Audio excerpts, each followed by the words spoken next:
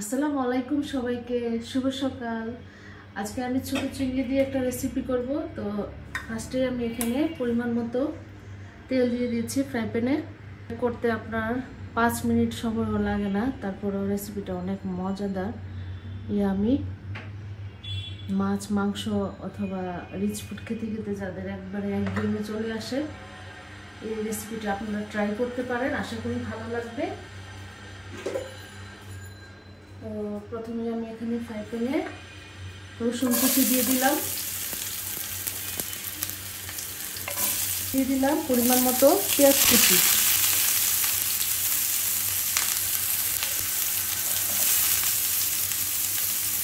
এখন আমি রসুন ও পেঁয়াজ কুচিটা ভেজে নিচ্ছি। ভাজাটা এরকমভাবে ভাজতে হবে, গোল্ডেন ব্রাউন একটা কালার চলে আসবে, তখন আমি বাকি উপকরণগুলো এখানে আস্তে আস্তে অ্যাড করে দিব। রসুন ও পেঁয়াজ কুচিটা যখন এরকম কালার চলে আসবে গোল্ডেন ব্রাউন, তখন আমি এখানে এই যে ছোট চিংড়ি রেখেছি, ছোট চিংড়িটা আমি এখানে দিয়ে দিলাম।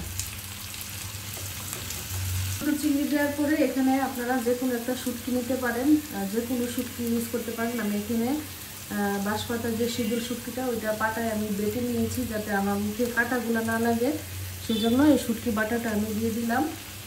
আর দিলাম পরিমাণ মতো লবণ। পরিমাণ মতো বলতে এখানে হাফ চা চামচের একটু কম লবণ দিয়ে দিলাম। আর এই সামান্য পরিমাণ হলুদ গুঁড়া দিয়ে দিলাম, হাফ চা চামচেরও কম। আর হাফ চা চামচেরও কম ধনিয়া। আর যেহেতু শুটকির রেসিপি একটু স্পাইসি না হলে ভালো লাগবে না, সেজন্য এখানে 1 চা চামচের মতো বা 1 চা চামচের বেশি, আপনারা যে যেমন ঝাল খান ওরকমভাবে পরিমাণ মতো অ্যাড করে দিবেন। তো এখন আমি এগুলো সব কিছু একসাথে একটু ভেজে নিচ্ছি।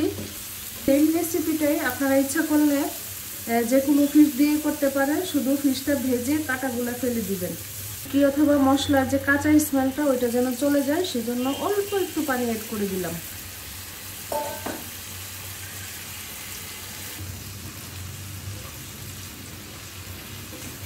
যে ভার্মির যে ধনিয়া পাতা ওইটা দিয়ে দিলাম, আর কাঁচামরিচ দিয়ে দিলাম,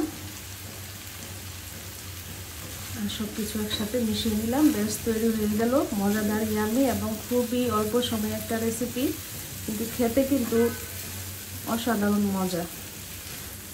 যারা শুটকি পছন্দ করেন অবশ্যই ট্রাই করবেন এবং আমাকে অবশ্যই জানাবেন। দেখা হবে ইনশাআল্লাহ পরের কোনো ভিডিওতে নতুন কোনো রেসিপি নিয়ে। সে পর্যন্ত সবাই ভালো থাকবেন, সুস্থ থাকবেন এবং সাইফুনস কিচেনের সাথেই থাকবেন।